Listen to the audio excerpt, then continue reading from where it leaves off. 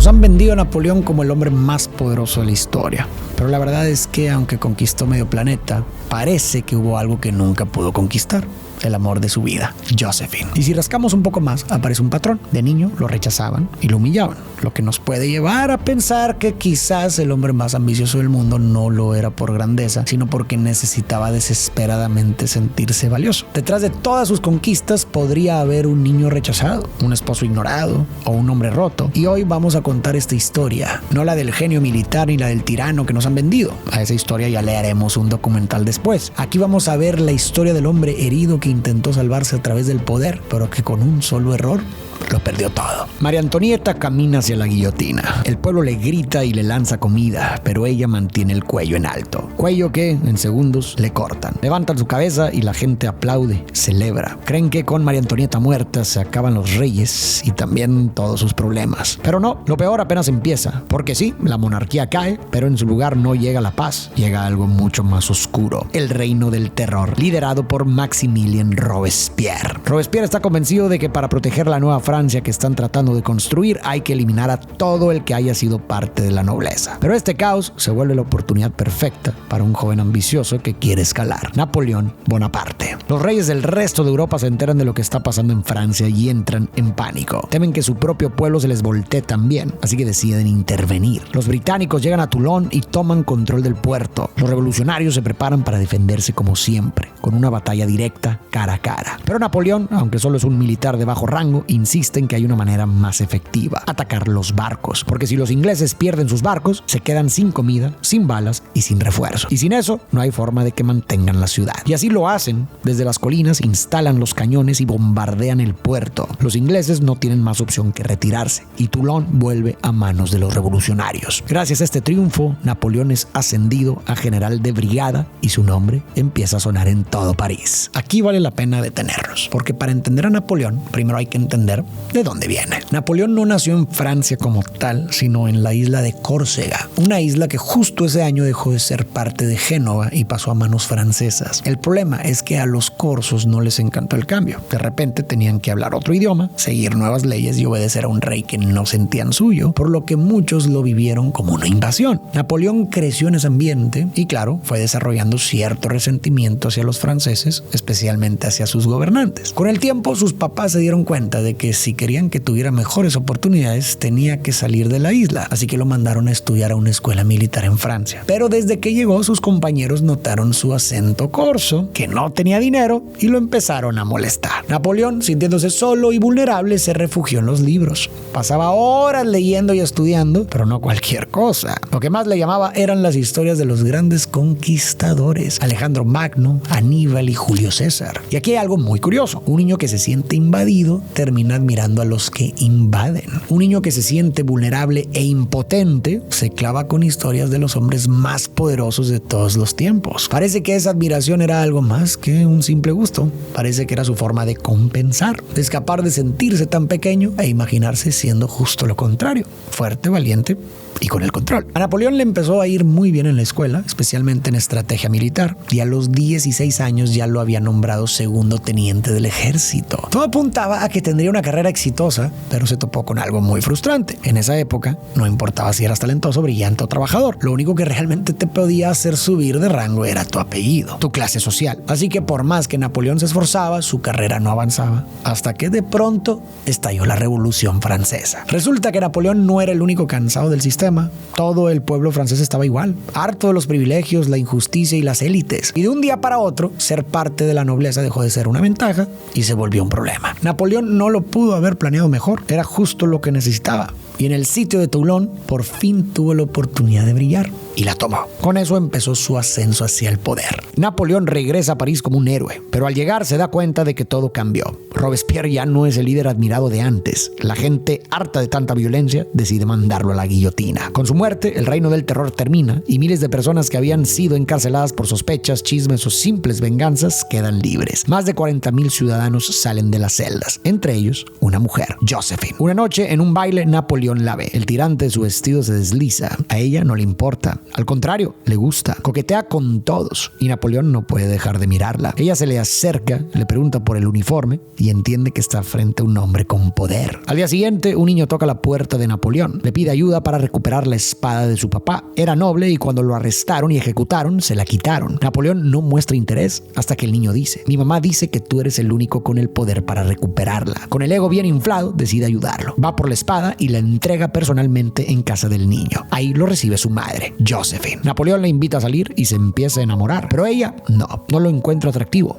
Sin embargo, es una mujer mayor, que ya no tiene la belleza de antes. Fue noble, pero ahora no tiene nada. Así que decide seguirle el juego. Aún así, es honesta con él. Le dice que todos los nobles murieron. Ella no. Y no fue casualidad. Usó lo único que le quedaba para sobrevivir: su cuerpo. Le pregunta directo: ¿te preocupa dónde he estado? Él responde que no. Y con eso, Josephine hace lo que mejor sabe hacer: seducir a un hombre con poder. Días después, Paul Barras, uno de los 5 que encabezaban el directorio, el nuevo gobierno de Francia, le dice a Napoleón que los realistas, los que quieren que regrese la monarquía, están planeando un ataque. Le pide su ayuda para detenerlos. Napoleón acepta, pero con una condición: no obedecerá órdenes de nadie. O le dan el control total o no mueve un solo soldado. Paul accede y el día del ataque, Napoleón vuelve a vencer. Y su popularidad solo crece. Napoleón y Josephine se casan. Él está perdidamente enamorado y ella no tanto. En la fiesta de la boda nota algo que le incomoda. Ella está demasiado cerca de otro hombre. Le sonríe y lo toma del brazo. Napoleón no dice nada, pero no lo olvida. Aunque muchos la pintan como una gran historia de amor, la relación entre Napoleón y Josephine parece que en realidad fue bastante triste. Digamos que Napoleón no era el hombre más carismático ni divertido, y Josephine, por su parte, no había nacido en Francia como tal, sino en Martinica, una isla del Caribe que era colonia francesa. Por eso muchos, incluido su propio esposo, la trataban como inferior y se burlaban de su acento de criolla. Durante el Reino del Terror, su esposo fue ejecutado por ser noble, y ella se quedó sola a cargo de 2 hijos, sin títulos y sin dinero, completamente desamparada. Y en esa época, una mujer no tenía muchas formas de salir adelante. Así que sí, Josephine usó lo que tenía para sobrevivir. Aunque en la película se insinúa que en la cárcel Josephine se acostaba con los guardias, no hay registros sólidos de que eso haya pasado. Lo que sí sabemos es que una vez que salió, empezó a moverse. Se metió en los círculos políticos y sociales más importantes y usó su encanto para acercarse a hombres con poder. Uno de ellos fue Paul Barras, miembro del directorio y amigo de Napoleón. No era ningún secreto, Josephine tenía fama de haber estado con varios. En ese contexto, Napoleón la conoció y él, que no tenía mucha gracia ni experiencia con las mujeres, la vio tan coqueta y segura que quedó flechado. Josephine, en cambio, no sintió lo mismo. Para nada le gustaba, pero era una mujer práctica. Ya no era joven, no tenía fortuna ni estatus y Napoleón era un militar en ascenso. Así que, viendo su potencial, aceptó casarse con él. Napoleón estaba profundamente enamorado de ella. Constantemente le escribía cartas apasionadas. En una de ellas le dijo: mi única y amada Josephine, fuera de ti no hay alegría. Lejos de ti, el mundo es un desierto donde estoy solo y no puedo abrir mi corazón. Has tomado más que mi alma, eres el único pensamiento de mi vida. Vivir para Josephine, esa es la historia de mi vida. Pero parece que ese amor nunca fue del todo correspondido. No se conservan muchas cartas de Josephine hacia Napoleón y los historiadores creen que hay 2 razones. Primero, porque al parecer ella casi no le escribía. Y segundo, porque las pocas que mandó parecen frías, sin emoción, y probablemente Napoleón no las quiso guardar. La falta de interés era clara para él, que Napoleón mismo se lo reclamaba en sus cartas. En una de ellas le escribió: hay muchos días en los que no me escribes en absoluto, no amas a tu esposo, sabes lo feliz que me hacen tus cartas y aún así no me escribes ni 6 líneas. Pero lo más doloroso para Napoleón fue descubrir que sí había alguien a quien Josephine le escribía con pasión: su amante.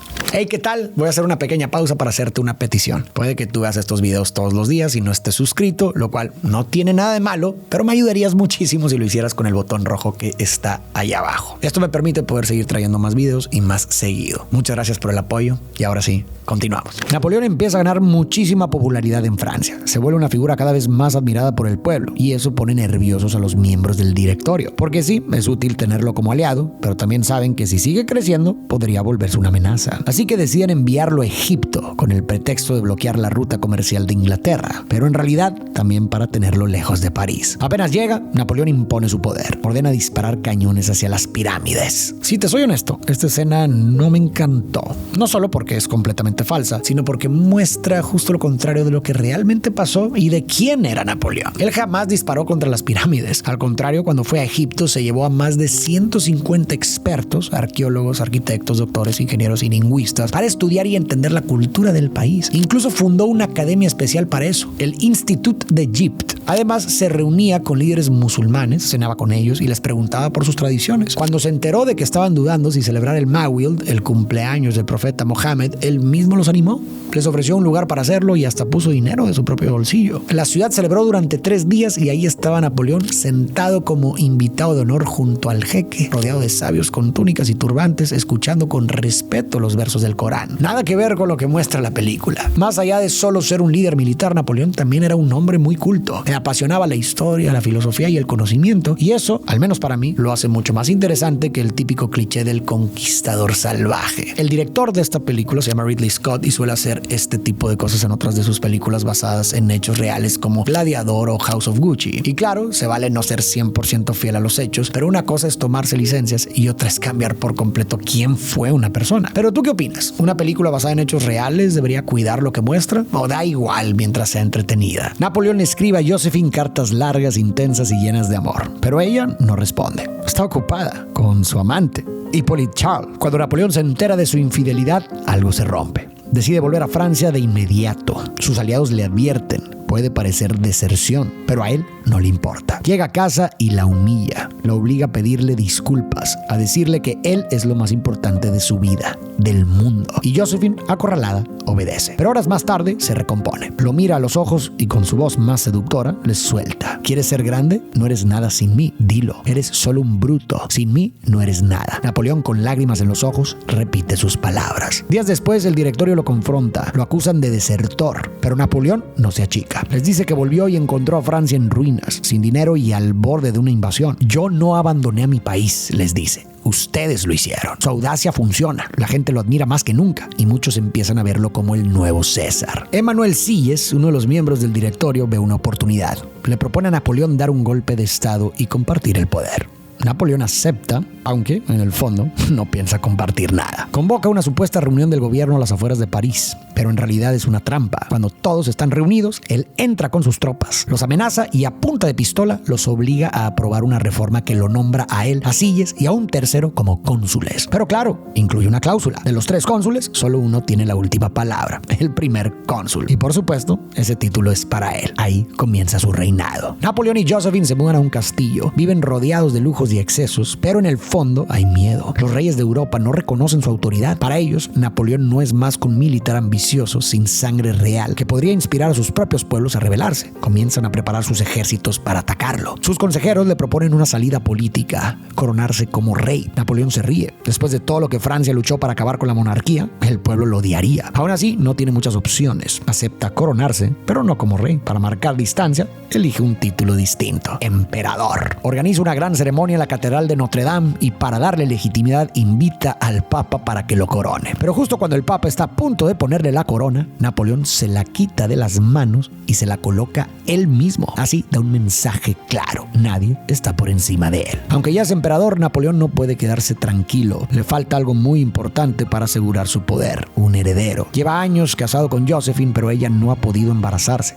Tal vez nunca pueda. Aún así, Napoleón la presiona. Necesita un hijo y pronto. Pero mientras él intenta asegurar su futuro, el zar Alejandro de Rusia y el emperador Francisco de Austria no piensan dárselo fácil. Están decididos a derrotarlo y quitarle el poder para siempre. Un día reciben la noticia que esperaban. Han localizado al ejército de Napoleón y no pueden creer su suerte. Es pequeño, está mal ubicado y tiene pocas armas. La oportunidad es perfecta. Lanzan el ataque y vencen con facilidad. Creen que ya ganaron. Se confían y bajan la guardia. Pero lo que no saben es que acaban de caer en la trampa de Napoleón. Justo cuando están desorganizados, celebrando, Napoleón contraataca. Miles de soldados franceses que había mantenido escondidos salen de sus posiciones y los rodean. Los enemigos entran en pánico. Muchos intentan escapar cruzando un lago congelado. Y en ese momento, Napoleón da la orden final: disparen al hielo. Los cañones revientan la superficie. El hielo se rompe y decenas de soldados se hunden en el agua helada. Napoleón gana otra vez. Napoleón es considerado uno de los mejores estrategas militares de toda la historia. Y hay dos razones principales para eso. La primera es que sabía usar muy bien el elemento sorpresa. En esa época las batallas eran bastante predecibles. Los dos ejércitos se formaban uno frente al otro en un campo abierto y simplemente avanzaban, disparaban y resistían. Ganaba el que aguantaba más tiempo sin rendirse. Pero Napoleón, que desde joven pasaba horas estudiando a los grandes conquistadores, fue desarrollando su propio estilo. Se dio cuenta de que no tenía que atacar de frente como todos. Podía engañar al enemigo, hacerle creer que el ataque venía por un lado, mientras el verdadero golpe venía por otro. Así los agarraba desprevenidos, los desordenaba y podía ganar usando menos fuerza. La segunda razón fue que cambió por completo la forma de mover a su ejército. Antes los ejércitos funcionaban como un solo grupo enorme. Todos los soldados iban juntos, esperando las mismas órdenes y no podían hacer mucho por su cuenta. Si se separaban, se desorganizaban. Pero Napoleón decidió dividir su ejército en grupos más pequeños, como si hiciera varios mini ejércitos, y a cada uno le dio todo lo necesario para funcionar solo: infantería, caballería y artillería. Gracias a eso, cada grupo podía tomar decisiones rápidas, moverse ágilmente y atacar desde donde hiciera falta, sin tener que esperar todo el tiempo a que él diera la orden. Napoleón regresa a su palacio rodeado de riquezas y aplausos, pero hay algo que no lo deja tranquilo. Todavía no tiene un heredero. Necesita saber si el problema es Josephine o él. Para averiguarlo, pasa la noche con una joven. Semanas después, le confirman que está embarazada. La noticia lo destroza,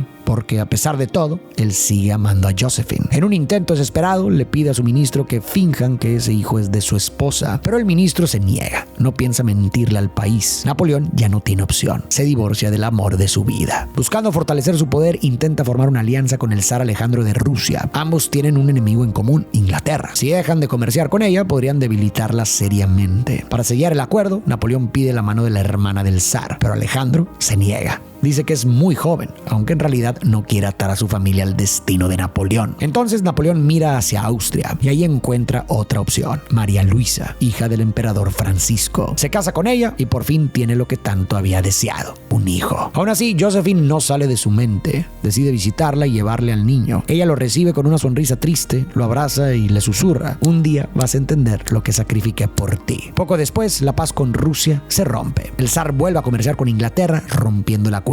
Y Napoleón no piensa quedarse de brazos cruzados. Convoca a Austria, Italia, Alemania y Polonia y junta un ejército gigantesco. Casi 600,000 soldados marchan rumbo a Rusia, y con eso comienza el principio del fin. Los rusos no se lo ponen fácil, pelean con todo lo que tienen y la batalla es brutal. Mueren miles y miles de soldados. Aún así, Napoleón insiste en que ganaron y sigue avanzando hacia Moscú, seguro de que la va a conquistar. Pero cuando por fin llega, se topa con una ciudad completamente vacía, ni una sola alma. Y como golpe final, los propios rusos le prenden fuego a Moscú. Prefieren verla arder antes que entregársela a Napoleón. Frustrado, Napoleón quiere seguir. Dice que avanzarán hasta San Petersburgo para que la quemen también. Pero sus generales lo frenan. El invierno ya viene y no están preparados. Los caballos empiezan a congelarse. Los hombres también. Aún así, Napoleón insiste. Avanzan un poco más, pero es inútil. El frío es insoportable. El hambre los debilita. Y los ataques rusos no se detienen. No les queda más que aceptar la derrota. Al regresar, los líderes europeos no pueden creerlo. De los 600,000 soldados que Napoleón llevó a Rusia, solo 40,000 regresan con vida. Ha perdido más del 90% de su ejército. Sus enemigos aprovechan el momento y lo atacan. Y él, sin ejército, sin aliados y sin salida,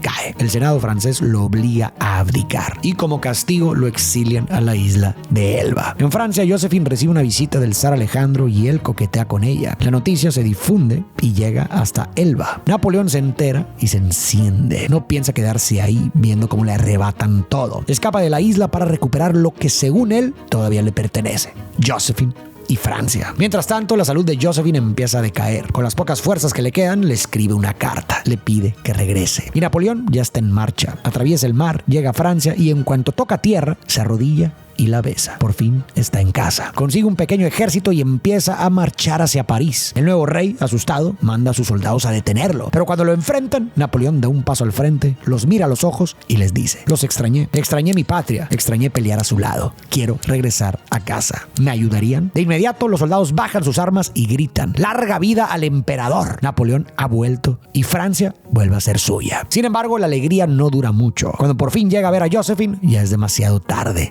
Ella ha muerto. Y por primera vez, el emperador invencible se rompe. Pero no hay tiempo para el duelo. Los líderes de Europa se enteran de su regreso y deciden acabar con él de una vez por todas. Aunque está en desventaja, Napoleón no se rinde. Estudia el campo de batalla, arma su estrategia y lanza a sus hombres. Pero esta vez algo ha cambiado. Sus enemigos aprendieron de él y ahora usan sus propias tácticas en su contra. Se dividen en pequeños ejércitos y se mueven rápido. Aún así, Napoleón no se da por vencido. Se sube a su caballo y se une a sus soldados. Y con él al frente, los franceses recuperan la esperanza. Comienzan ganando, derrotan a los ingleses, pero de pronto aparece un segundo ejército. Los prusianos han llegado por otro flanco. Napoleón no tiene salida, debe rendirse. Esta vez, los líderes de Europa no piensan correr riesgos, lo exilian de nuevo, pero no a Elba, sino a una isla aún más lejana, aún más pequeña, en medio del océano, Santa Helena. Ahí pasa sus últimos años, solo, enfermo y sin gloria. 6 años después, muere. Sus últimas palabras fueron: Francia, ejército,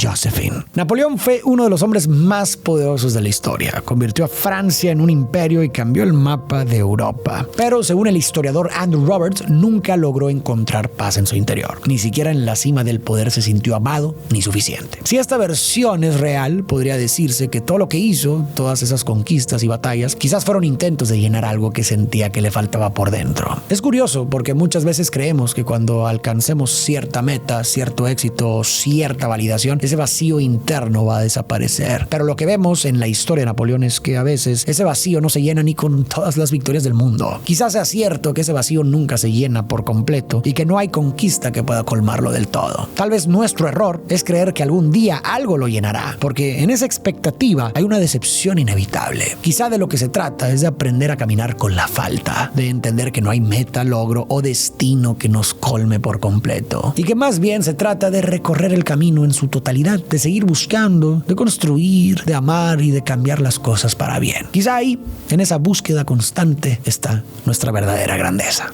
Muchas gracias por llegar hasta el final de este video. Recuerda que si no te has suscrito a mi canal, lo puedes hacer en este momento y me ayudarías muchísimo. Y tú y yo nos vemos en el próximo video.